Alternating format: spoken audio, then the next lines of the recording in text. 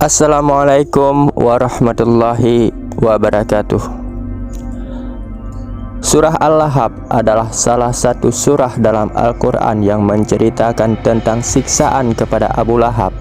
Sebagaimana yang telah kita ketahui bahwa Abu Lahab merupakan sosok tokoh Quraisy yang menentang keras terhadap dakwah Rasulullah SAW. Abu Lahab tidak pernah percaya kepada dakwah Nabi. Dalam sejarah, semasa muda Rasulullah sebelum beliau diangkat menjadi Rasul, beliau adalah orang yang paling dipercayai di kota Mekah. Beliau dijuluki Al-Amin, yang berarti orang yang dapat dipercaya. Penduduk Mekah mempercayai sepenuhnya kepada Nabi karena beliau tidak pernah berbohong. Namun, pada suatu ketika di saat awal-awal Nabi menyebarkan Islam, beliau mengumpulkan penduduk Mekah dan beliau naik ke suatu bukit. Kemudian beliau berkata kepada penduduk Mekah, "Wahai penduduk Mekah, seandainya aku mengatakan bahwa di balik bukit ini ada suatu pasukan besar yang akan menyerang kota Mekah dan penduduknya, apakah kalian percaya?" Mereka menjawab, "Kami percaya kepadamu wahai Muhammad, karena engkau adalah orang yang dapat dipercaya." Kemudian Rasulullah SAW kembali bertanya, "Seandainya aku katakan di balik bukit ada pasukan musuh yang siap meluluh lantakkan kita, menghantam kita, membunuh kita, apakah kalian percaya?" Jawaban mereka tetap sama, "Kami percaya sepenuhnya kepadamu wahai Muhammad." Kemudian Rasulullah SAW kembali bertanya, "Seandainya aku katakan aku telah menerima wahyu dari Allah, Tuhan yang sesungguhnya, dan aku diperintahkan oleh Allah untuk menyebarkan agama Islam kepada kalian, apakah kalian percaya?" Di saat itulah perlawanan, pertentangan, dan penolakan pertama sekali terhadap Rasulullah SAW terjadi. Perlawanan itu datang bukan dari orang lain. Pertentangan pertama tersebut justru datang dari orang yang sedarah dengan ayah Nabi, yaitu Abu Lahab. Pada saat itu, Abu Lahab mengatakan kepada Nabi, "Celakalah engkau wahai Muhammad.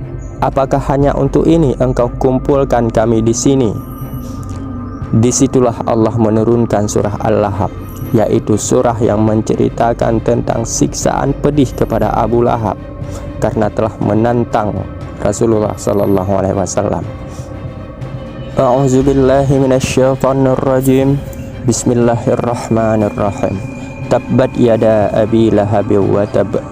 Binasalah kedua tangan Abu Lahab dan benar-benar binasa dia. Karena kebenciannya kepada Nabi Muhammad dan penentangannya terhadap dakwah beliau dengan cara yang menyakitkan, maka celaka dan binasalah kedua tangan Abu Lahab, itu diri Abu Lahab yang bernama Abdul Uz bin Abdul Muthalib, dan benar-benar binasa dia. Ma akhna anhu maluhu wa ma kasab. Tidaklah berguna baginya hartanya dan apa yang telah dia usahakan. Ketika azab Allah menimpanya, maka tidaklah berguna baginya hartanya yang dia kumpulkan dan banggakan, dan tidak pula bermanfaat apa yang telah dia usahakan seperti jabatan dan keturunan untuk menyelamatkan dirinya dari azab itu. Hanya iman dan amal saleh yang dapat menyelamatkan seseorang dari murka Allah. Sayasla naran zata lahab. Kelak dia akan memasuki api yang bergejolak, neraka. Sebagai balasan atas kekejiannya kepada Nabi Muhammad SAW dan dosa-dosanya yang lain, kelak dia akan masuk ke dalam api yang bergejolak dan membakar seluruh tubuhnya secara terus-menerus. Dia tidak akan pernah mati di dalamnya dan tidak pula akan keluar darinya. Wa imra'atuhu hammalatal hatab. Begitu pula istrinya, pembawa kayu bakar, penyebar fitnah. Abu Lahab akan masuk neraka, dan demikian pula istrinya Ummu Jamil Arwa bin Harb bin Umayyah, sang pembawa kayu bakar berduri. Dia meletakkannya di sepanjang jalan yang dilalui oleh Nabi untuk menjebak beliau. Dia juga gemar menyebar fitnah kepada Nabi dan para pengikutnya. Fi jidiha hablum min masad. Di lehernya ada tali dari sabut yang dipintal. Untuk azab yang akan diterimanya di neraka sesuai dengan perilakunya sendiri. Di lehernya ada tali dari sabut yang dipintal. Dengan tali itu Allah menjerat lehernya dan mengangkatnya setinggi-tingginya, lalu mencampakkannya ke dasar neraka. Saudara-saudariku, seperti yang sudah dijelaskan sebelumnya bahwa surah Al-Lahab ini berisi tentang Abu Lahab yang membenci perjuangan Nabi Muhammad SAW dalam menyebarkan agama Islam. Maka dari itu, dengan kemunculan surat Al-Lahab menganjurkan umat muslim untuk tidak mudah membenci terhadap setiap perbuatan baik yang dilakukan oleh seseorang. Selain itu, dengan membaca surat Al-Lahab, maka seorang muslim bisa mendapatkan keutamaan berupa terhindar dari sifat Abu Lahab.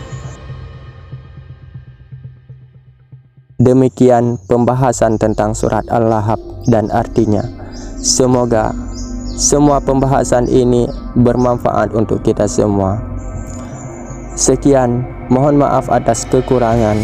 Assalamualaikum warahmatullahi wabarakatuh.